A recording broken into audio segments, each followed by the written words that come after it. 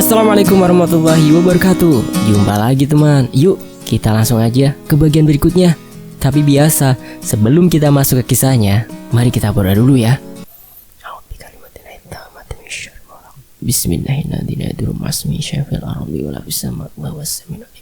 Allahumma sholli ala sayyidina Muhammad sallallahu alaihi wasallam.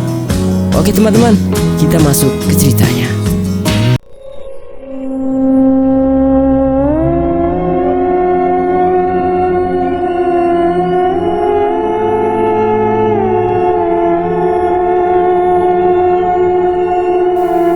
Istriku bukanlah seorang yang bodoh. Kalau seandainya istriku itu berniat untuk selingkuh, tak mungkin dia lakukan di dalam kontrakan kami. Apalagi posisi pabrik sedang jam istirahat, dan pasti akan ada banyak anak-anak nongkrong dan duduk di dekat kontrakan. Karena di samping dan depan adalah warung nasi, jadi otomatis akan ada banyak saksi mata. Aku lalu mencoba memposisikan diriku sebagai istriku dengan gaji yang besar. Jika aku ingin berselingkuh, aku pasti akan melakukannya di luar, bukan di kontrakan. Dan di siang hari pula, itu sama saja dengan menggali kuburanku sendiri.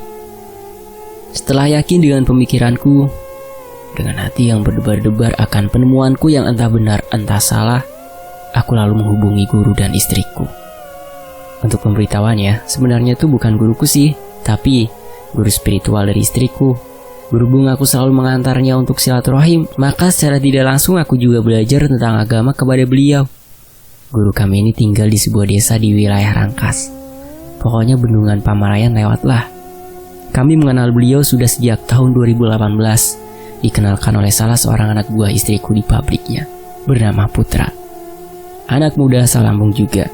Sama seperti istriku, saat itu istriku sedang diserang secara goib oleh orang yang tak suka dengan istriku. Apalagi dengan usia yang masih muda tapi sudah menjabat di posisi yang tinggi. Dan Putra ini adalah seorang anak muda yang bisa merasakan hal-hal tersebut. Lalu dikarenakan sebagai sesama yang di perantauan, Putra berkeinginan untuk membantu istriku yang saat itu sedang lemas. Seperti itulah singkat cerita kami berkenalan dengan guru kami yang kami panggil Abah itu. Kembali ke cerita utama. Aku lalu menghubungi Abah. Assalamualaikum Bah, sapaku ketika terdengar suara jawaban di sana. Waalaikumsalam Mas, jawab Abah. Aku lalu menceritakan tentang kejadian tadi siang secara singkat. Dan kalian tahu, sebelum aku selesai bercerita, Abah langsung memotong. Udah Mas, Abah sudah tahu. Pokoknya hari ini atau malam ini juga bawa si Neng kemari. Apapun alasannya, pokoknya harus. Soalnya udah gawat ini, perintah Abah. Aku lalu mengiyakan perintah Abah. Kami lalu memutuskan sambungan telepon. Aku segera chat kepada istriku. Malam ini kita ke rumah Abah, jangan kemana-mana, tunggu saya pulang. Setelah itu kutekan tanda kirim. Tak lama, ping, terdengar pesan masuk. Kubuka dan kulihat istriku membalas, iya ayah. Waktu kurasakan berjalan sangatlah lambat.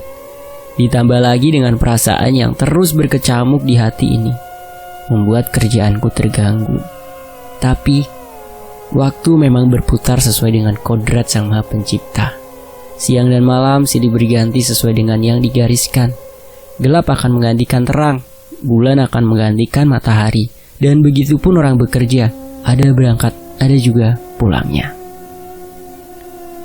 Kini, selepas azan maghrib berkumandang, aku segera memacu motorku ke rumah.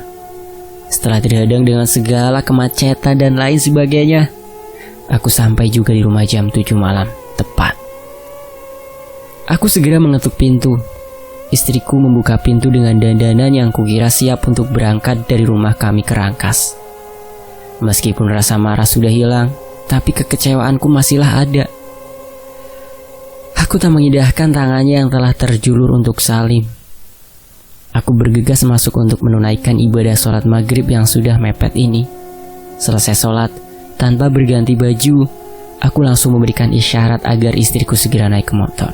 Tak lupa, sebelum berangkat ke Rangkas, aku chat Abah terlebih dahulu, memberitahukan bahwa kami baru akan berangkat sekarang. Iya mas, hati-hati jalannya. Begitulah jawaban Abah. Setelah mengunci pintu kontrakan, kami berdua segera meluncur ke Rangkas, ke tempat guru kami yang sudah bersiap menunggu. Di sepanjang perjalanan, kami berdua membisu. Tak ada sepatah kata pun yang kami ucapkan. Aku sibuk dengan pikiranku sendiri, istriku pun juga sama. Jadi, selama hampir 2 jam perjalanan ini, semua terasa hening. Tak ada candaan-candaan yang biasa kami ucapkan, ataupun cubitan-cubitan ke tubuhku pada saat aku secara sengaja memainkan kecepatan motor atau menikung ala-ala Rossi di tikungan-tikungan yang kutemukan sebanyak jalan. Sepi, hening, sibuk dengan alam pikiran masing-masing. Jam 9 malam lewat sedikit, Senin malam atau malam Selasa, sama aja ya Gan ya. Kami sampai di rumah Abah.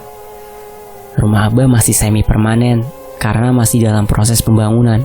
Baru selesai 70%, tapi terhenti karena tak ada biaya. Maaf Abah, kami belum bisa bantu. Di depan rumah Abah ini ada sebuah pondok kecil dengan ukuran 5x5 dan berlantai 2 dengan papan kayu sebagai bahannya. Di pondok inilah biasanya Abah menerima kunjungan dari tamu-tamu yang berkunjung. Di bagian belakang rumah ada 2 pondok khusus untuk tempat murid-murid Abah yang belajar mengaji dan belajar hal-hal lainnya. Kalau aku tidak salah, maka pondok kecil itu namanya Kobongan atau apa gitu, lupa teman-teman. Sesampainya kami di tempat Abah, aku melihat di pondok depan rumah ada beberapa orang sedang khusyuk melakukan wirid dipimpin oleh Abah sendiri. Saat kami turun dari motor, Abah yang melihat kedatangan kami hanya mengangguk dan kembali tenggelam dalam wiridannya. Istri Abah yang kami panggil ibu datang menyambut kami dan membawa kami masuk ke dalam rumah. Setelah berbasa-basi sebentar, aku meminta maaf kepada ibu karena tak membawa bawaan apapun kemari, karena semuanya serba mendadak. Si ibu hanya tersenyum ramah dan bilang tak usah minta maaf segala. Masa sama orang tua sendiri sampai harus repot-repot segala mas? Begitulah kalimat ibu yang kuingat malam itu. Kami berdua, oleh Abah dan ibu, memang dianggap berbeda dari tamu-tamu Abah lainnya. Kami berdua sudah dianggap sebagai anak oleh mereka. Sebagaimana Putra, anak buah istriku, yang saat kejadian sudah tak bekerja lagi di pabrik yang sama. Putra sudah bekerja di pabrik lain. Boleh percaya boleh juga tidak, tapi menurut penglihatan Abah saat kali pertama kami datang, di dalam istriku ini masih ada titisan Ibu Ratu Nyi Roro Kidul. Entah titisannya langsung ataupun dari barang-barang pusaka milik beliau. Karena titisan yang Abah maksud bukanlah titisan darah ataupun roh, tapi intinya masih ada sangkut pautnya lah dengan Ibu Ratu. Oh ya, ada yang terlupakan. Mungkin aku lupa untuk bilang bahwa meskipun kelahiran Lampung, tetapi ibu dan bapak istriku adalah asli orang Banten. Jadi, setelah mertuaku itu menikah, tak lama mereka langsung transmigrasi ke Lampung dan menetap di sana. Di daerah baru itu dengan cepat bapak mertuaku bisa menjadi salah satu bahkan bisa dibilang orang yang paling kaya di daerah baru itu. Orang sana, baik penduduk pribumi maupun sesama pendatang menyebut bapak mertuaku sebagai Jawara Banten. Di saat kami tengah berbincang, tiba-tiba datang salah satu santri Abah. Ia berkata bahwa aku dan istriku dipanggil ke pondokan. Aku dan istriku segera pergi ke pondokan di mana Abah sudah menanti kedatangan kami. Setelah mengucapkan salam, kami lalu naik ke pondokan dan bersalaman dengan Abah. Aku berbasa-basi sebentar dengan Abah. Aku mengucapkan maaf karena tak sempat membawa apapun kemari, sedangkan istriku masih saja terdiam. Abah hanya tersenyum. Abah lalu mengajak kami untuk naik ke lantai 2 pondokannya. Setelah kami bertiga naik, Abah duduk menghadap ke arahku dan istriku. Abah mengambil sebotol aqua dengan ukuran 1,5 liter. Beliau lalu menuangkan air di dalam botol itu ke sebuah gelas. Aku dan istriku disuruhnya minum bergantian dengan tak lupa mengucap Bismillahirrahmanirrahim. Diam sejenak, hening. Aku melirik ke arah jam tanganku. Sudah pukul 10 malam lewat. Abah kemudian berkata kepadaku, "Nah mas, sekarang coba Mas ceritakan lagi kejadian tadi siang, biar Abah juga bisa lebih jelas mendengarnya. Aku mengangguk. Aku lalu menceritakan kejadian itu dengan sejelas-jelasnya sesuai dengan yang aku ketahui. Jadi seperti itu, Bah, ujarku setelah ceritaku berakhir. Saya sangat kecewa dengannya, Bah.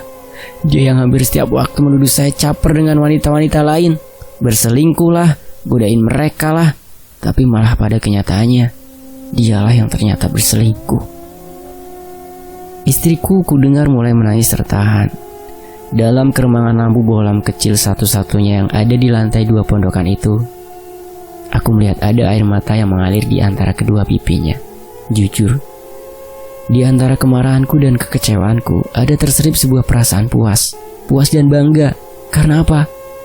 Karena akhirnya aku bisa melihat istriku yang dalam kesehariannya terlihat sangat angkuh dan yang memiliki harga diri tinggi itu menangis di hadapanku dan tampak lemah tak berdaya. Setelah menarik nafas panjang, Abah lalu gantian bertanya kepada istriku, "Betul gak, Neng, apa yang si Mas tadi katakan?" Istriku menggeleng. "Enggak, Abah, Rara enggak seperti itu." Panas hatiku mendengar jawaban itu. "Udahlah, gak usah sok suci lagi, gak usah bohong. Udah kamu itu udah ketahuan. Banyak saksi mata yang bisa aku panggil kemari. Dasar tukang selingkuh," kataku kasar. Istriku lantas mulai menangis tertahan demi mendengar ucapanku itu. Abah segera mendekatiku dan menepuk-nepuk pahaku. "Sabar, Mas, sabar, istighfar. Jangan sampai Mas terbawa emosi. Mas percayakan sama Abah. Insya Allah Abah bisa bantu. Mas percayakan sama Abah," kata Abah berusaha menenangkanku yang mulai emosi lagi. Mendengar perkataan Abah, aku berusaha menahan diri dan mengucapkan kalimat istighfar berulang kali. Astagfirullah, astagfirullah, astagfirullah. Setelah agak tenang, aku berkata kepada Abah, "Abah, maaf sebelumnya. Tujuan saya kesini sama perempuan brengsek ini agar saya diberikan petunjuk, agar keputusan yang sempat saya ambil tadi siang bisa saya katakan di sini," kataku. "Dan saya juga tahu kalau Abah diberikan kepercayaan oleh Allah Subhanahu wa Ta'ala untuk bisa melihat masa lalu dan masa depan orang lain yang Abah inginkan. Jadi, sebelum perempuan busuk itu bercerita dan berusaha untuk menutupi ceritanya, dia tahu kalau di depan Abah, dia nggak mungkin bisa bohong. Karena kalau dia bohong, Abah pasti sudah tahu. Dan saya minta nanti dia mau bercerita sejujur-jujurnya." Abah mengangguk-angguk tanda mengerti. Abah lalu seperti memukul dengkul istriku sambil berkata, "Nah, sekarang Abah pengen dengar cerita dari Eneng.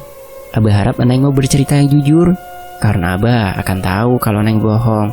Nah sekarang, silahkan Eneng mulai dengan cerita Eneng." Aku mulai merasakan ketegangan lagi. Tegang, menunggu apa yang akan istriku ucapkan.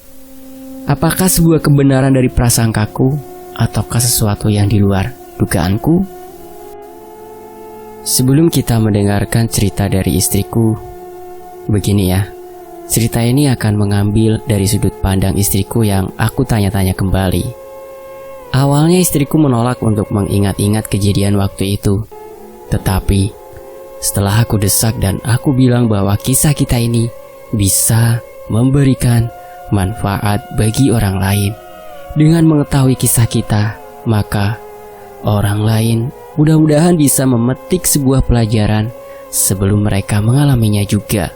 Dan alhamdulillah, istriku akhirnya mau juga menceritakan perasaannya malam itu.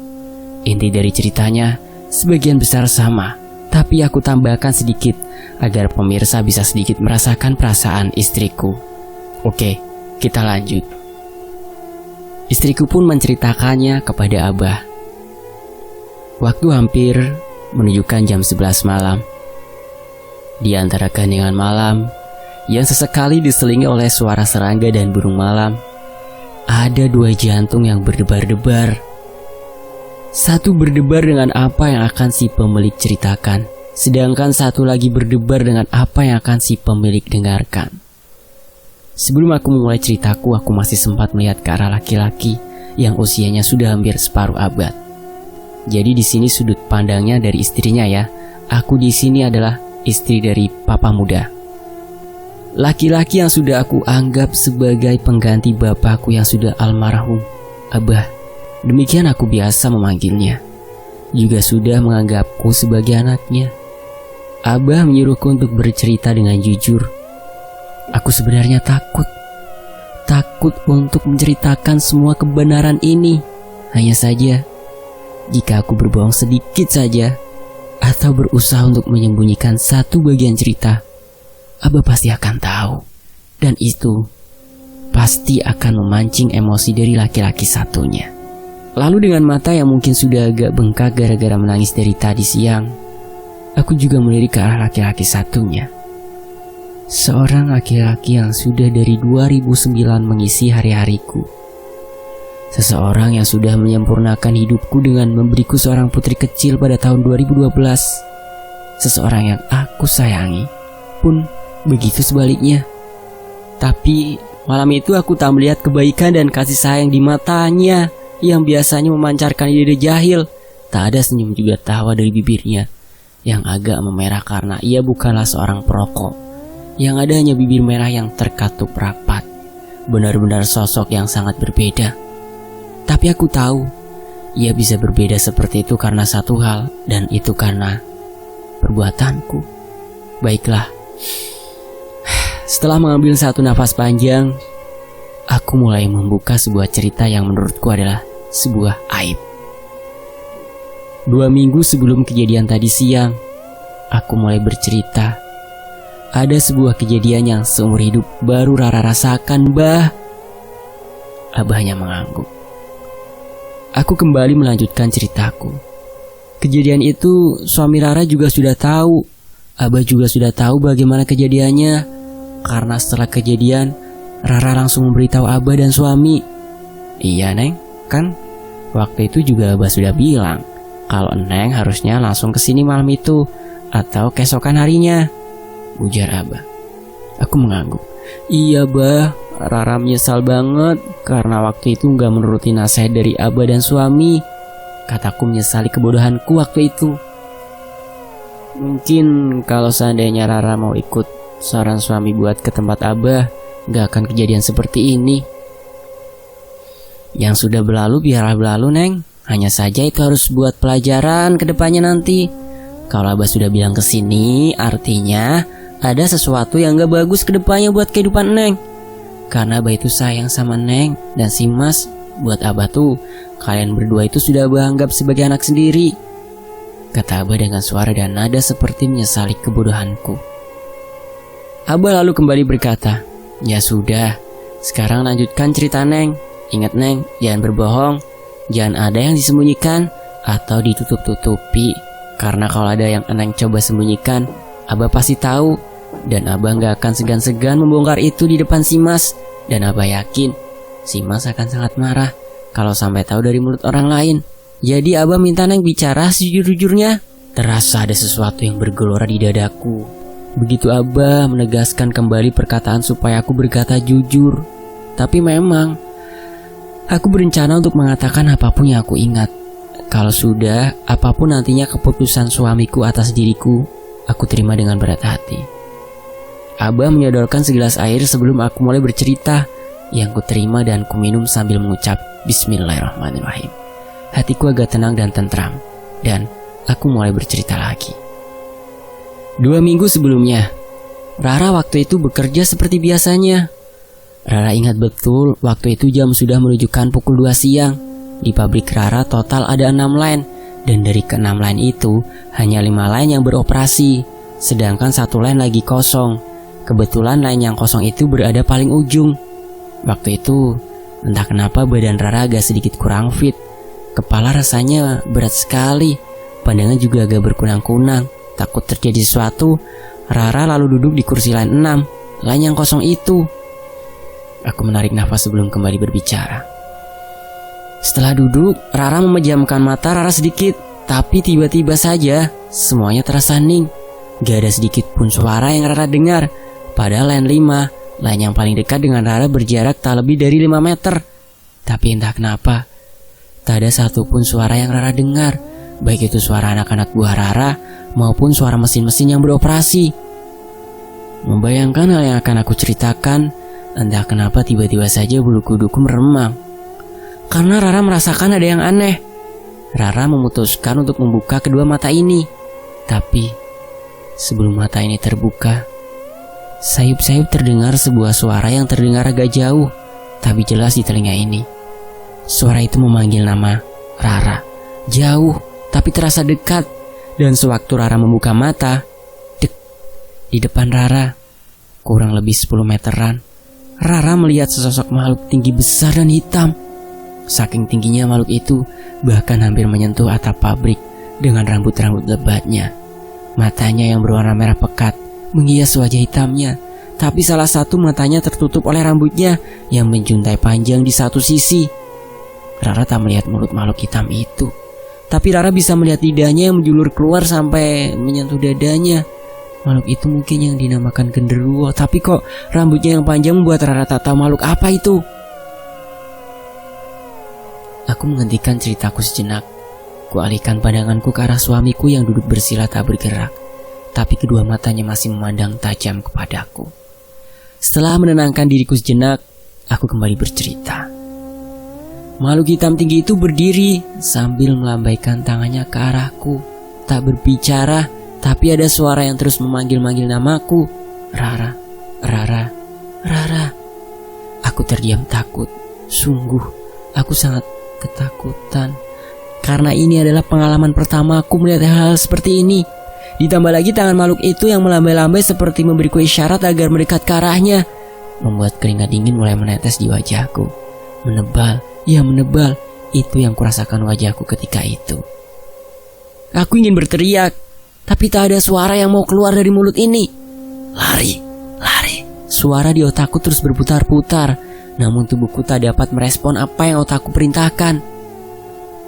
Aku terdiam ketakutan sambil terus memperhatikan sosok hitam itu. Tiba-tiba kepalaku pusing dan bruk. Aku terjatuh lemas, tapi aku tak pingsan karena kedua mataku tak menutup dengan sempurna. Aku masih bisa melihat orang-orang yang berlari menghampiriku. Aku bisa melihat mereka membuka mulut-mulut mereka yang tak bisa ku dengar suaranya. Aku juga merasakan saat tubuhku diangkat beramai-ramai dan digotong menuju ruangan office. Tiba-tiba kepalaku seperti berdenging dan slap. Aku bisa mendengar secara normal kembali. Tapi tubuhku masih terasa sangat lemas. Ada seseorang yang menahan kepalaku di pangkuannya. Itu adalah rekan kerjaku dan sama-sama sebagai seorang supervisor di pabrik ini. Namanya adalah Rika. Rika memangku kepalaku sambil mengoles-oles minyak kayu putih di kedua tangan dan hidungku. Kemudian datang seseorang dengan membawa sebotol aqua. Dia adalah Sukirman, salah satu anak buah Rika. Bawa apa kamu itu, Man? Ku dengar Rika bertanya.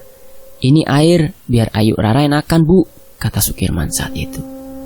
Oh iya, aku di sekitaran pabrik dan di pabrik juga tentunya biasa dipanggil dengan nama Ayu. Bagi orang Lampung pasti tahu arti Ayu. Hanya Rika satu-satunya orang yang memanggilku Mbak, padahal usianya lebih tua dariku. Atau mungkin dia memanggilku Mbak karena aku adalah karyawan lama pabrik ini, sedangkan dia baru masuk sekitar 5 bulan yang lalu. Rika ku dengar berkata, kamu ini ya, Kirman, Mbak Rara ini udah punya suami. Kamu kok repot-repot banget sih ngurusin istri orang? Sukirman hanya menjawab, aku hanya berniat membantu, Bu. Air ini supaya badan Ayu Rara enakan aja. Lihat tuh, tubuhnya masih agak gemetar. Rika melihat tubuhku yang memang kurasakan masih agak bergetar. Bergetar karena rasa takut yang tak kunjung hilang ini. Ya sudah, tapi kamu jangan macam-macam, kata Rika mengizinkan Sukirman. Sukirman lalu duduk mendekat. Diangsurkannya botol aqua itu ke mulutku. Diminum yuk, ujarnya. Aku lalu meminum air yang Sukirman berikan. Dan entah bagaimana, tubuh serta jiwaku tahu-tahu menjadi tenang. Kekuatanku juga seperti pulih kembali. Aku bisa mendudukkan tubuhku sendiri, lalu berdiri. Terima kasih ya, Man, ucapku kepada Sukirman waktu itu karena ia sudah membantuku. Dan hari itu, aku lalu dengan bekerja seperti biasanya. Aku mencoba untuk melenyapkan bayangan-bayangan Seram itu. Sorenya aku pulang kerja dan bersih-bersih badan, juga istirahat karena tubuhku agak lemas sedikit. Selepas Isya, suamiku pulang kerja karena ya sekarang dipindah tugaskan untuk berjaga di mall. Bahkan jam kerjanya jadi masuk siang, pulang agak malam. Aku menunggu suamiku beres-beres dan mandi. Setelah santai, aku lalu menceritakan kejadian tadi siang. Suamiku lalu berkata sambil kedua tangan dan matanya terus memperhatikan layar HP-nya. Bunda sudah ngabarin Abah belum? Coba kabarin, takutnya ada apa-apa sama Bunda ke depannya. Belum ya, coba ya aja deh yang ngehubungin Abah, ceritain masalah Bunda, kataku malas. Emang iya ya, orang itu kadang keluar lalainya ya. Oke lanjut. Kulihat dengan agak segan, suamiku melepaskan tangan dari HP-nya, dari mode bermain game ke mode chat. Lalu, tak lama kemudian, kata Abah kalau bisa malam ini juga kita disuruh ke sana Bun. Soalnya ada sesuatu yang gak beres di tempat kerja Bunda, kata suamiku setelah berkirim pesan dengan Abah. Aku ingin ke sana, tapi badanku yang terasa lemas tak mengizinkanku untuk pergi ke sana. Bilangin sama Abah ya, malam ini gak bisa, bilang aja hari minggu depan gitu. Oke, jawab suamiku. Lalu, tak lama kemudian, ia kembali sibuk bermain game kesukaannya, Lord Mobile. Sedih rasanya melihat suami yang cuek seperti itu. Ia lebih perhatian kepada gamenya daripada kepadaku, istrinya yang tengah tertimpa musibah. Tapi, aku hanya bisa bersabar melihat sifatnya. Keesokan harinya, meskipun dengan badan yang agak sedikit lemas, aku tetap memaksakan diri untuk bekerja. Meskipun suamiku tidak mengizinkanku untuk berangkat, tapi aku bersikeras. Di pabrik, sore harinya, sekitar jam 5 sore, sudah banyak dari karyawan pabrik yang pulang. Sebagian memang masih ada yang nongkrong-nongkrong di sekitaran pabrik. Saat itu, aku tengah berada di ruangan cat. Aku sedang berbincang dengan Mang Tatang, membahas masalah stok cat di gudang yang sudah menipis. Aku berdiri membelakangi jendela. Mang Tatang berdiri menghadap ke arah jendela. Kebetulan, letak gudang cat bersebelahan dengan area parkir pabrik. Dan di saat aku sedang berbincang-bincang, tiba-tiba ada asap mengepul yang masuk ke dalam ruangan tempat aku dan Mang Tatang. Ku tengok. Ternyata Sukirman yang barusan menghembuskan asap rokok ke dalam ruangan dan mengenai kerudungku. Aku agak marah dengan keisengannya.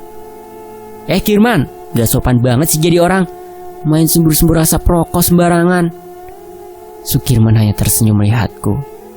Mang Tatang dengan sedikit berbisik berkata, hati-hati mbak, itu pelet barusan.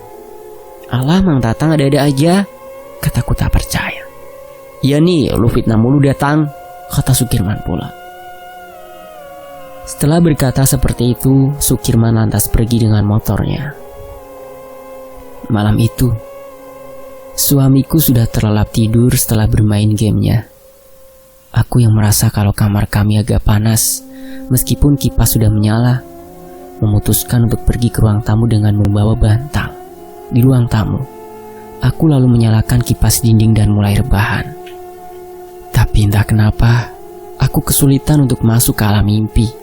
Padahal besok pagi aku harus meeting ke suatu tempat bersama dengan Big Boss. Kupaksa memejamkan mata, malah semakin jauh rasa kantukku. Dan keanehan mulai terjadi. Aku yang tidak pernah kepikiran laki-laki lain selain suami, kini mulai membayangkan sebuah wajah yang akhir-akhir ini sering datang di setiap lamunanku. Wajah yang mungkin bisa dibilang biasa-biasa saja, tubuhnya agak pendek serta penampilan yang apa adanya. Tapi tak tahu kenapa, aku merasakan ada sesuatu yang lain, yang bila setiap ingat dirinya membuat hatiku berdebar-debar, layaknya anak muda yang tengah dimabuk cinta. Perhatiannya, suaranya, tatapan matanya, senyumannya membuatku senang. Padahal dulu bila ada laki-laki lain yang mencoba merayuku, setampan dan sekaya apapun dia, pasti aku akan marahi dia sembari menunjukkan cincin yang dikenakan di jari manis. Tapi entah kalau laki-laki ini, ia bisa meluluhkan hati dan pikiranku. Namanya semakin hari semakin terukir di benakku. Dengan